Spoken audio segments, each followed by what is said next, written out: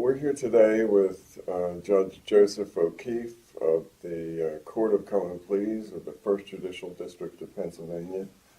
Judge, thanks a lot for being here. It's a pleasure, Len. I'd like to start at the beginning, so can we hear a little bit about your background? Well, the background, I'm a local boy. Went to St. Joe's College. After that, I went to Officer Candidate School in Aberdeen, Maryland. I was in the Army for 2 years, 10 months, and 16 days, but I think I was the only one counting at the time. I had wonderful assignments. After I got out of the Army, then I was in the Virgin Islands for a year at St. Croix, managing a small hotel. And then at that point, I decided I would go to law school, and I did so. I went to school out in Pittsburgh, Duquesne University, then came back here, was a law clerk for a year, which was very rewarding. Thereafter, I went into the DA's office, and I was in the DA's office for 8.5 years.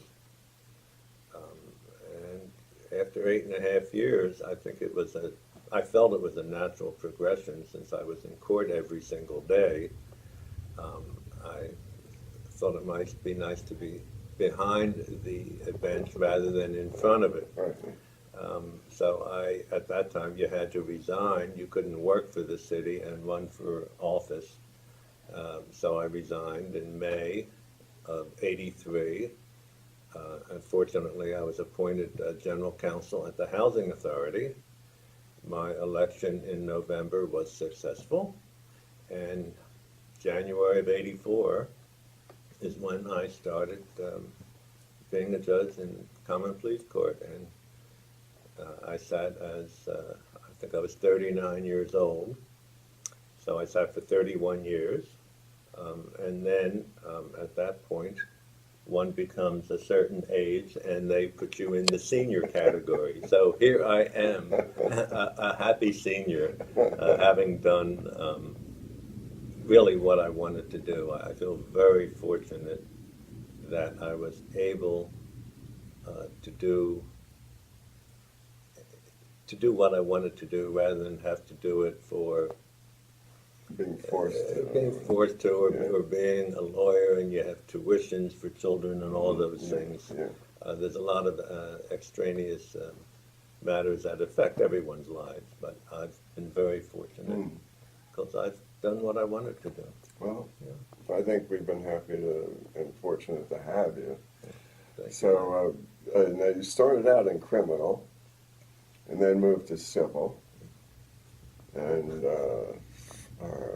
civil was the Day Forward program, I think. And then you were over the Complex Litigation Center for the Mass Torts. Yes.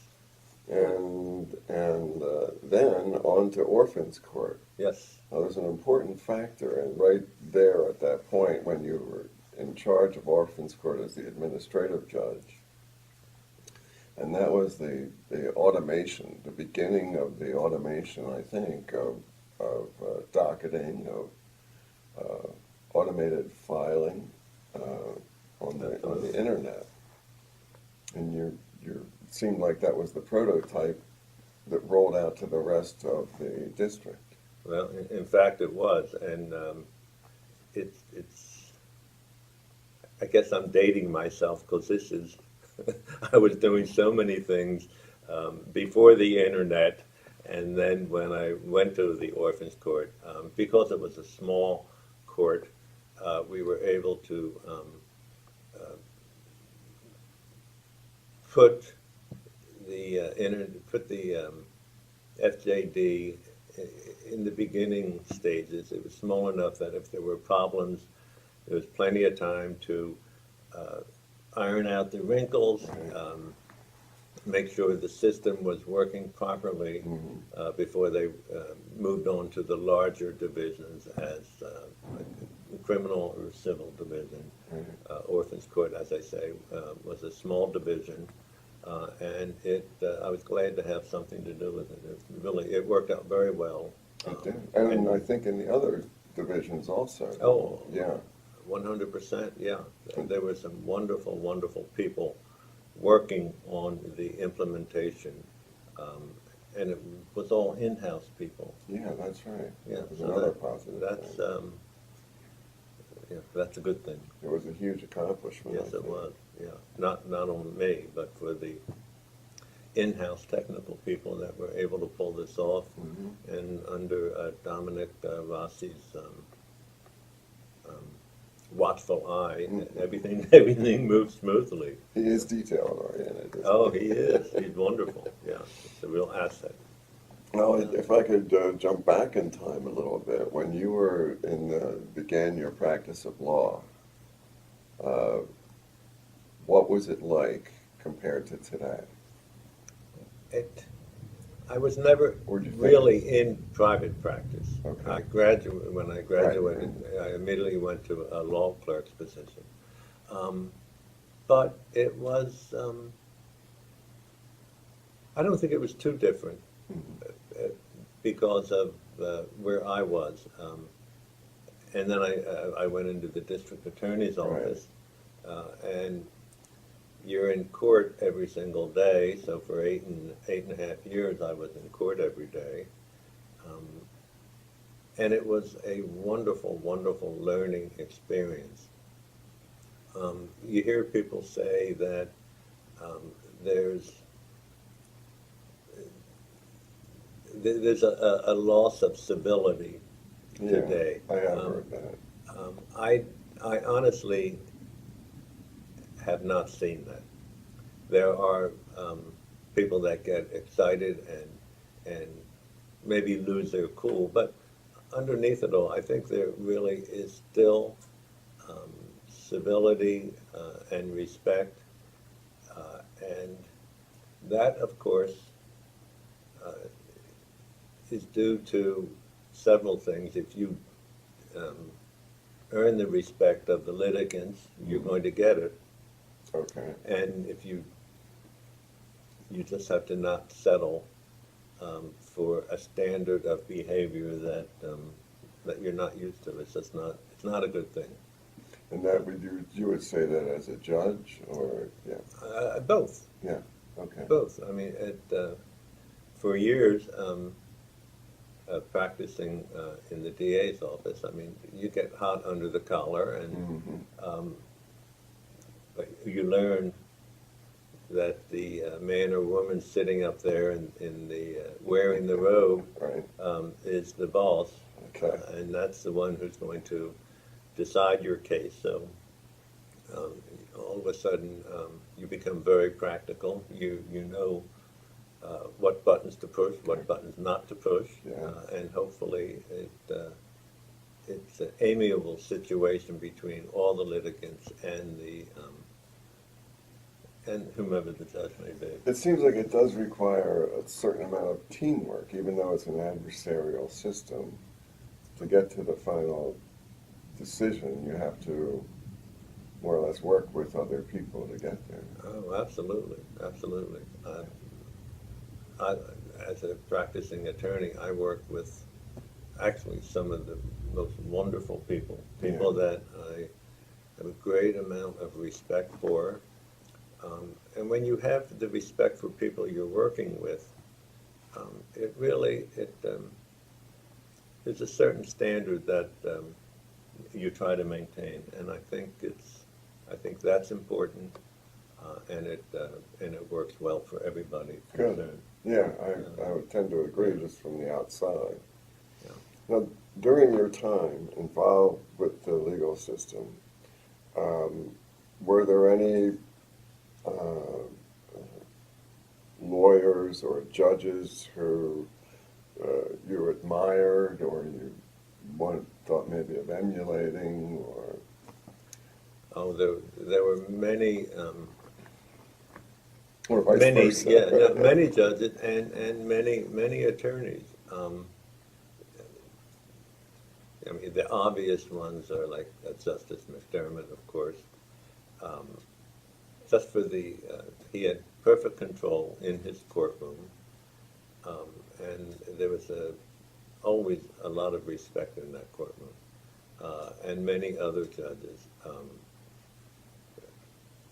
Really, so many. I'm not to name them all. But a few judges during the interviews have mentioned James McDermott, right? Yeah. Yeah. He went on to become a Supreme Court justice. Yes, he did. Yes, he did. Yeah. Stint here. But when it was interesting when I was just became a judge. I mean, I had an uncle saying that when you become a judge, it's a lonely position. Yeah. So when I first became a judge, I would knock frequently on Justice McDermott's door and just talk things over. Yeah. And he was a great inspiration Mm-hmm. and a great mentor, really. Good. Yeah. Again, as I say, there are so many wonderful judges out there that were very, very helpful to me. Mm-hmm. And when you go in and you know that you don't know as much as you think you might know, and you go and you ask for help, it's not a weakness. Asking for help is it's an important thing because people want to help you. Okay. I mean, the lawyers want to help you, fellow judges want to help you, and I have found if there's a problem just sitting on the bench, and if an issue comes up that you don't understand, Yeah. there's nothing wrong with saying, or I've found there was nothing wrong with saying, whoever the attorneys are, I have a problem with this. I don't understand this. And so spend more time, and you're forever being educated. Right. So it's you let them educate you if you something you don't understand. So many times, I mean, a judge will have so many different assignments, and they may have had a strong, say, civil background. Well, when they get to criminal, they're not going to know as much as other people that have a strong criminal background, vice versa, and even in family court and orphans court, you're not going to know everything about all courts and what's going on. So you do have to ask for help.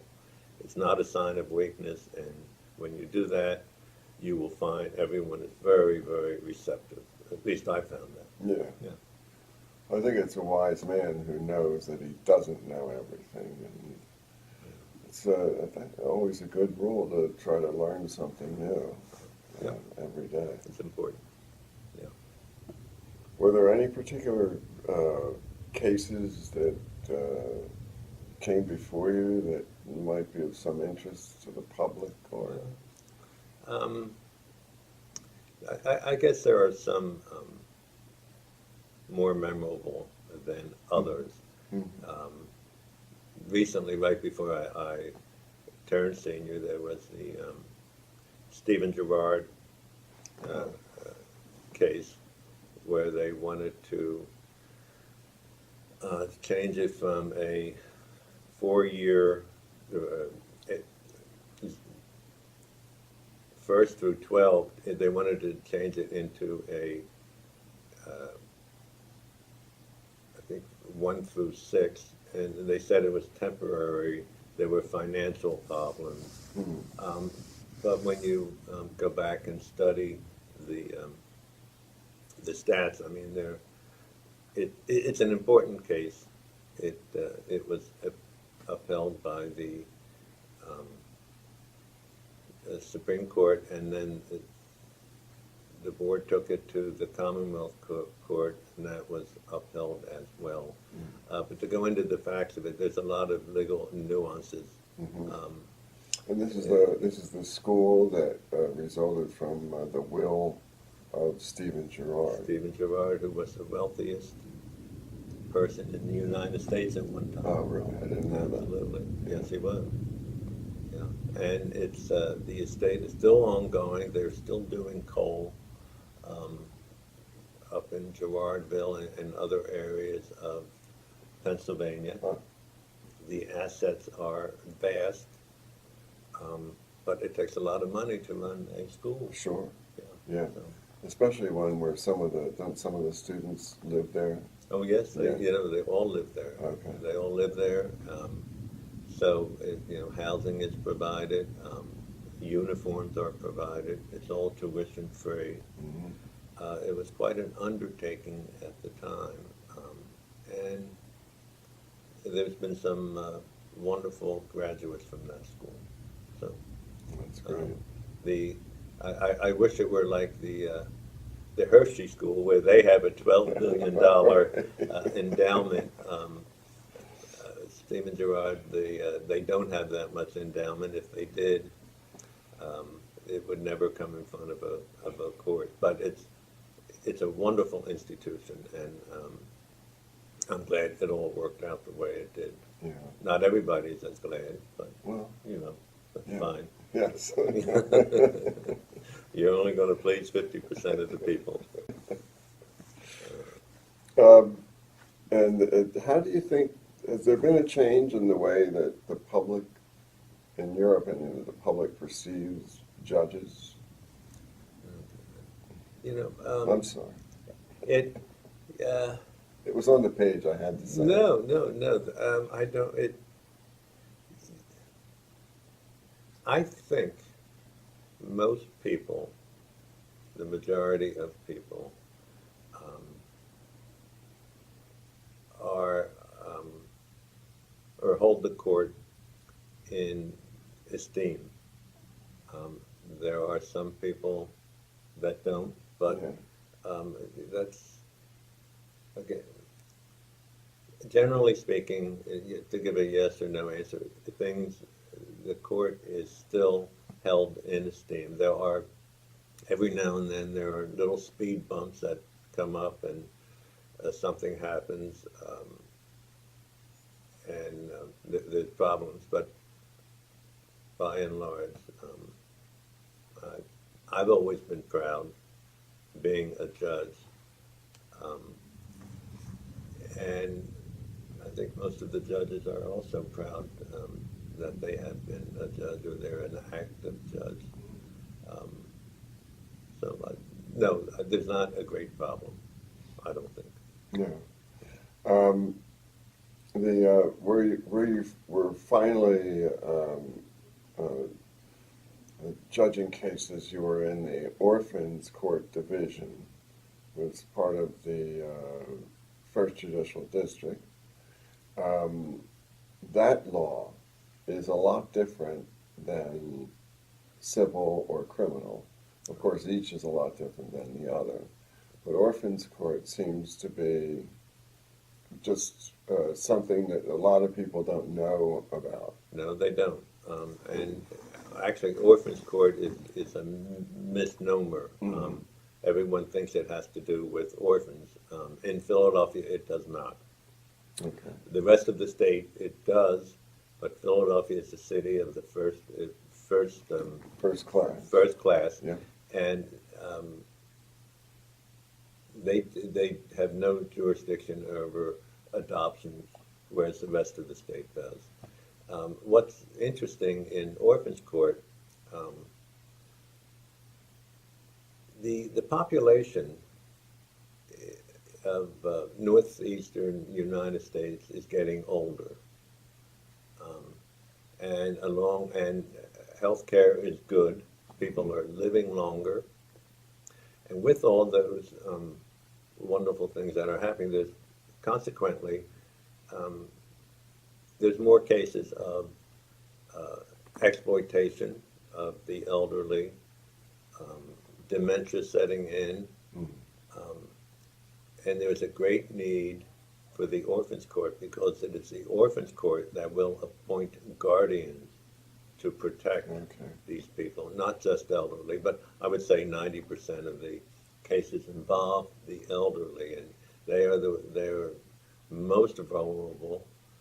As I say, it's a growth area just because everyone's getting older and people are living longer, and there's all those problems that are associated with age have to be addressed. Yeah.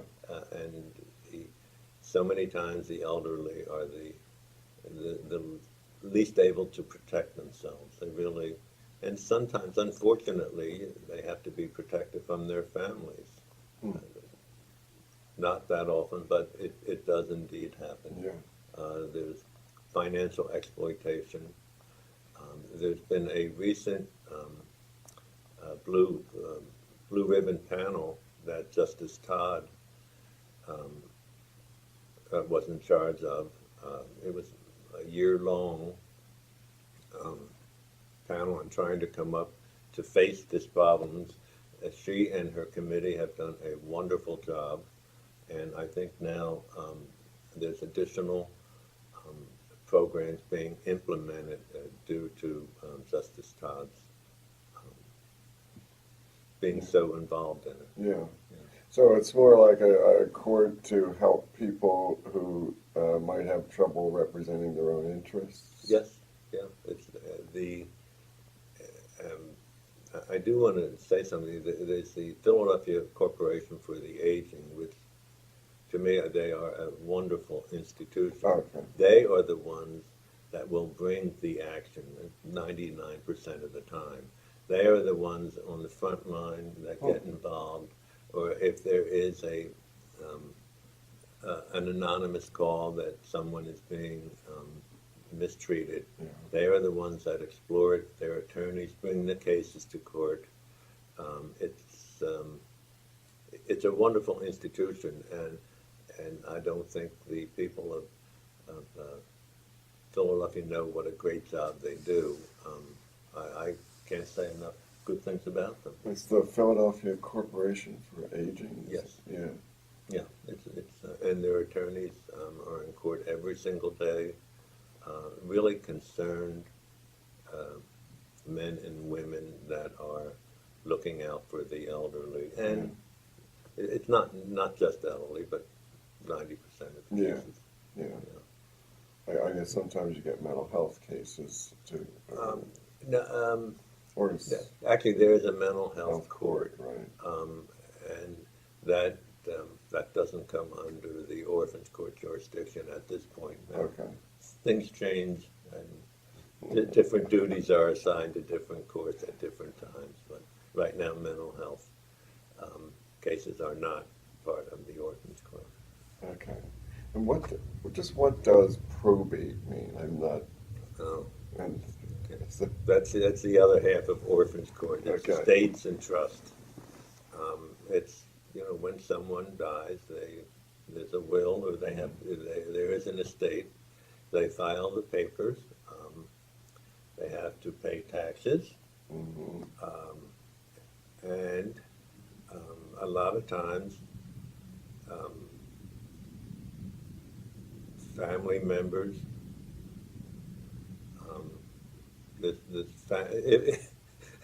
I often say if we didn't have family, you wouldn't have probate. Because if you can't fight with your relatives, that's who you're going to fight with. Oh my God! Unfortunately, it's they're fighting over furniture. Underlying it all is probably the fact of some kind of sibling rivalry, or parents didn't like Andy as opposed to Susie, or whatever the character. Well, I mean, that's what happens in families. But when you bring them into court, most of the time it will resolve itself if you give them enough time and if you talk it out. And those cases that it doesn't, then you make the decision for them, and they have to live by it. So the family dynamic is always interesting. Yeah, I imagine difficult, interesting. Yeah. When do you think there would be Anything else that you might want to talk with us about today? Oh, And feel Yeah. free. not really. Well, I mean, I've always enjoyed being a judge. I really have. And I feel very, very fortunate to be able to do what I wanted to do. Again, many people don't have that opportunity. But now we're just talking about me, and it's not about me. It's about the court system. So it's a good system. I don't know any system that works better. Right. You have so many dedicated men and women sitting on the bench. And if I ever had a problem, I don't think there is one of them that I would not want to bring my problem in front of. Yeah. People, everyone who wears that robe, they come to work every day and they want to do a good job. Yeah. They really do. And they try their best to do a good job. And it shows that the court system, I think, works well for everybody. It's something really beyond work, isn't it? Yeah. It's a calling. So it's- Oh, yes, it is. Honestly, it's a joy. It's a real. I don't know. It's just. I'm very lucky that I was able to do it, and I'm sure all the other judges are very lucky to be able to do what they want to do. I noticed that you used the word joy, and I think that's commendable in your attitude. And you were fortunate, You know, but when you were given the opportunity to do what you did, and that was all really good, I think. it's a plus. Yeah, Yeah. absolutely. Yeah, no. I am very blessed, and being a senior judge, just having turned 72, I guess, I think the cutoff now is 78. So if things change in my life, I can spend more time and come back Yeah. and sit if I choose to. Yeah. So that's it, Len. Well, I appreciate you talking with us It's today, always a Judge. pleasure to speak with you. Yeah, I was happy to see you again, too. Thank you so much.